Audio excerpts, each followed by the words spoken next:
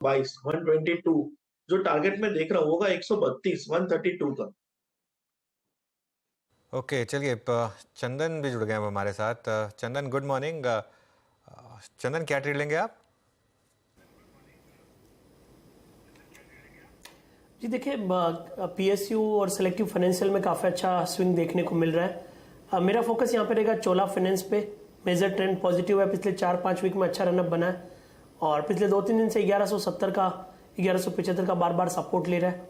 तो चोला फाइनेंस पर खरीदारी की सलाह। 1185 का सपोर्ट रहेगा, ऊपर में 1250 के टारगेट। चलिए, ये सारी की सारी ट्रेड्स अब पूरी हुई और अब जरा एक बार 2-3 स्टॉक्स रिविजिट करते हैं। एक बार जरा कैनरा बैंक फिर लेकर आइए। कैनरा बैंक डे हाई पर है, लेकिन कैनरा बैंक का माइनस में पिक किया था, लेकिन मैं अब एनबीएफसीज पर व्यू लेना चाह रहा हूँ। एक बार मन्नापुरम और चोला दोनों लेकर आइए। मानस, एक बार दोनों चार्ट्स देखिए, मन्नापुरम और चोला। कोई व्यू इन पर? देखिए, दोनों को अगर हम कंपेयर करें तो आई थिंक चोला ज्यादा बेहतर लगता है। करंट लेवल से भी आपको यहाँ पर रैली देख सकते हैं, क्योंकि स्टॉक जब करेक्ट हुआ तो भी 22 मूविंग एवरेज के नीचे नहीं गया, और आज क्योंकि हमें एक इंटरडे चार्ट पे एक ब्रेकआउट देखने को मिल रहा है, आई थिंक करंट लेवल्स पे भी आप चोला में खरीदारी कर सकते हैं। करंट लेवल्स पे आप चोला में खरीदारी करिए। स्टॉप लॉसेस 1200 रुपए के नीचे रहेंगे। ये प्योर इंटरडे कॉल होगा। 1200 रुपए के नीचे आपको स्टॉप लॉस लगा के खरीदारी करनी है। ऊपर की तरफ 1245 तक के टारगेट्स देखने को मिल सकते हैं चोला फाइनेंस में। ओके, चोला फाइनेंस ये यहाँ पर एक माइनस की पिक। हालांकि बाकी एनबीएफसी भी अच्छा कर रही हैं, ऐसा नहीं है कि नहीं कर रही हैं, लेकिन ये सबसे स्ट्रांग है। पीएफसी में भी अच्छी मजबूती आपको दिखाई देगी इस समय। राजेश जी, पीएफसी यहाँ पर कोई व्यू? अनुज जी देखिए, मुझे लगता है पीएफसी में इस सीरीज पूरी स्ट्रेंथ बनी हुई है। हालांकि थोड़ी प्रॉफिट बुकिंग हुई थी, लेकिन मुझे लगता है आज भी ये स्ट्रेंथ अपनी दिखा रहा है। तो it's a buy in PFC. 235 current market price है। स्टॉप लॉस रखे 230 का। अनुज जी मुझे लगता है इसका इमीडिएट टारगेट होना चाहिए 245। 245 अगर निकल जाए तो फिर मुझे लगता है एक बड़ी शॉर्ट कवरिंग रैली आ सकती है। PFC RAC both are strong. PFC RAC दोनों स्ट्रॉन्ग हैं। चंदन, एक बार मारुति को देखिएगा। मारुति पे आज 2 बड़ी अच्छी ब्रोकरेज रिपोर्ट्स आई थी और उन्होंने मोटे तौर पे यही कहा है कि अब जो इनका प्रोडक्ट मिक्स है वो बेहद शानदार है। एसयूवीज अच्छा करती हुई करीब करीब 13,000-12,000 के लक्ष्य थे। हल्का सा रिट्रेसमेंट आया टुवर्ड्स 10 to 50, लेकिन उसको फिर बाजार ने हाथों हाथ लिया। आपका व्यू क्या कह रहा है इस स्ट्रक्चर पर? बिल्कुल स्ट्रक्चर पॉजिटिव है और पिछले 2 दिनों में बाजार की गिरावट के साथ हल्का सा निफ्टी ऑटो गिरा था, बट वापस अब रिकवरी यहाँ पे बननी चाहिए। मारुति की बात करें तो 3 दिन में इसने लगभग 10,600 से लेकर 10,200 तक करेक्शन दिया और अब करेक्शन कंप्लीट हो रहा है कहीं ना कहीं। सो 10,200 इमीडिएट सपोर्ट का काम करेगा, ऊपर में 10,600 के लिए। सो 10,200 के सपोर्ट से यहाँ पे खरीदारी के मौके देख सकते हैं। यहाँ पर मारुति 10,374 पे डे हाई की ट्रेजेक्टरी में ट्रेड करता हुआ है। अगले 15-20 मिनट इंडेक्स के लिए महत्वपूर्ण।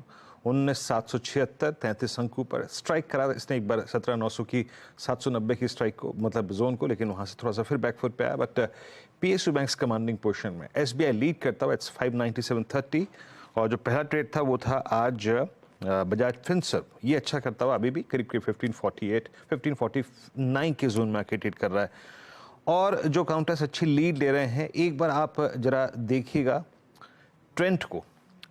मानस, ट्रेंड आपका बहुत अच्छा रीड किया हुआ स्टॉक है। मेरे पास आज इसके चार्ट नहीं है, मैं चार्ट रीड नहीं कर पा रहा हूँ, बस मैं आपसे पूछ रहा हूँ। 0.5% ऊपर खुला कमजोर, लेकिन उसके बाद फिर से स्ट्रेंथ आ गई। आपका टेक इस वक्त ट्रेंड पे क्या कर रहा है? फ्रेश खरीदारी के लिए अभी नहीं बोलेंगे, क्योंकि कंसोलिडेशन काफी लंबा हो गया। मेरे ख्याल से करीब 15 सेशन से एक ही रेंज में स्टॉक कंसोलिडेट हो रहा है, लेकिन पॉजिटिव ये है कि 20 डे मूविंग एवरेज के ऊपर कंसोलिडेशन देखने को मिल रहा है। तो अगर किसी के पास लॉन्ग पोजीशन है तो 2020 के स्टॉप लॉस से आप बने रह सकते हैं। फ्रेश खरीदारी की राय 2110 के ऊपर रहेगी। अच्छा, पॉलीकैब आज थोड़ा वीक है, करीब 1.5% नीचे। पार्थिव, पॉलीकैब पर इस समय क्या व्यू बनेगा एक बड़ी रैली के बाद? अब ये स्टॉक क्या काफी महंगा है, अवॉइड करना चाहिए, प्रॉफिट बुक करना चाहिए या बने रहे? मुझे मेरा भी वैसा है कि यहाँ पे प्रॉफिट बुकिंग करना चाहिए बिकॉज अगर देखने जाए तो ये मुझे याद है जब आईपीओ आया था तब 17 टाइम्स के फॉरवर्ड मल्टीपल पे आया था। एक शानदार बुल मार्केट रहा है केबल्स एंड वायर सेगमेंट में। पॉलीकैब ने मार्केट शेयर भी काफी दान रखी है और अच्छा स्केल किया है। तो अभी 15,000 करोड़ का रेवेन्यू रन रेट है, लेकिन यहाँ पे आई थिंक जो मार्केट कैप है और जो वैल्यूएशन पे कोट हो रहा है ऑलमोस्ट एट 52 टाइम्स फॉरवर्ड, मुझे लग रहा है प्राइस टू परफेक्शन है। अगर डाउन साइकिल आती है केबल्स एंड वायर सेगमेंट में तो काफी स्टॉक करेक्ट हो सकता है, तो यहाँ पे आई थिंक प्रॉफिट टेकिंग करना चाहिए। ओके चलिए पार्थिव, हैव अ गुड वीकेंड। अगले हफ्ते बात करेंगे आपसे। अब अभी के लिए कुछ और स्टॉक्स देखिए, थोड़ा सा हल्का सा मार्केट जो है हायर लेवल से कूल ऑफ हुआ है। अब देखते हैं यहाँ से क्या सौदे बनते हैं। हालांकि पीएसयू बैंकों में अभी भी मजबूती बनी हुई है और एनबीएफसीज में, लेकिन जो स्टॉक्स अब थोड़ा सा ऊपरी लेवल से स्लिप हो रहे हैं, एक बार उन स्टॉक्स को ज़रा रिविजिट करते हैं और उनमें आप देखेंगे पावर ग्रिड अब इस समय डे लो पर। फार्मा स्टॉक्स में आज सेलिंग है, सिप्ला में सेलिंग है आज, बायोकॉन में सेलिंग है, लॉरस लैब्स में सेलिंग है। इनफैक्ट वो निफ्टी फार्मा वापस लेकर आई है आज, निफ्टी फार्मा में सेलिंग है आज थोड़ी सी, ये इंटरेस्टिंग। डे लो पर इस समय निफ्टी फार्मा, तो यहाँ पर थोड़ी सी सेलिंग आ रही है। और इवन आरबीएल बैंक भी हायर लेवल से थोड़ा हल्का हुआ है, तो ठीक है, थोड़ा सा कॉशियस रहने में कोई बुराई नहीं है। अभी भी मैं कहूँगा निफ्टी या बैंक निफ्टी पर अभी तक कोई ट्रेड ओपन हुई नहीं है। एक बार फर्स्ट आवर निकल जाए उसके बाद ही ट्रेड ओपन होगी। लेकिन आज फिनेंशियल्स में अच्छा मूव आ रहा है, इसमें डाउट नहीं है। बजाज फाइनेंस, एक बार बजाज फाइनेंस लेकर आइए। यहाँ पर राजेश जी कोई व्यू बजाज फाइनेंस पर? अनुज जी देखिए, बायस डेफिनेटली पॉजिटिव है बजाज फाइनेंस में, लेकिन स्विंग ट्रेड अगर लेना है तो एक थोड़ा रेजिस्टेंस देखे। मेरे हिसाब से 7640 7650 ये इसके लिए एक इंपॉर्टेंट रेजिस्टेंस होगा। तो करंट लेवल से आप कह सकते हैं कि करीबन 100 पॉइंट का स्विंग मिलेगा बजाज फाइनेंस। अगर ये 7650 के ऊपर चला जाए फिर यहाँ पे शॉर्ट कवरिंग तेज होगी। लेकिन यस, मुझे लगता है ये जो डिप मिला है उसके बाद आज बाइंग है। स्टॉप लॉस होगा 7500 का। अनुज जी, हम फाइनेंस की बात करें, मैं सिर्फ यहाँ पे और एक जोड़ना चाहूंगा और वह है महिंद्रा एंड महिंद्रा फाइनेंस। परसों के दिन मुझे लगता है ये परसों के दिन यहाँ पे एक ब्रेकआउट हुआ था, कल का दिन पॉज था, आज फिर से ये 300 को रिगेन कर रहा है, 303 पे चल रहा है। तो यहाँ पे हमारे स्टॉप लॉस भी छोटा होगा, 298 के स्टॉप लॉस के साथ एम फाइनेंस को बाय करे। इसका जो टारगेट पेंडिंग है वो है 320 का। एम फाइनेंस ये बाय करिए। चलिए एक बार कोटक महिंद्रा बैंक लेकर आइए। कोटक में पिछले 3-4 दिन में वीकनेस थी, आज लेकिन थोड़ी सी यहाँ पर स्ट्रेंथ लौट रही है कोटक महिंद्रा बैंक में। और ये स्टॉक अब इस समय डे हाई पर। मानस कोई व्यू कोटक पर?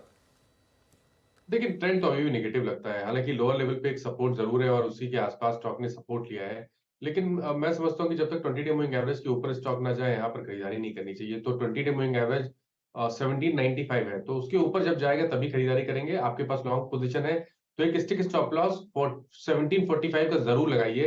अगर 1745 के नीचे जाएगा तो कम से कम 70-80 रुपए का डाउनसाइड और देखने को मिल सकता है। ओके, कोटक महिंद्रा बैंक 1768 पे। प्रशांत, एक स्टॉक और देखिएगा क्योंकि निफ्टी कोलैप्स हुआ है, complete rejection from 20 day exponential moving average. Deepak nitrite क्या कर लग रहा है आपको? 2160 पे ट्रेड करता हुआ और कोलैप्स हुआ ये। कल 20 डे में को वॉल्यूशन के बाद काफी सेलिंग थी। अभी कोई पुट ऑप्शंस का व्यू है आपके पास?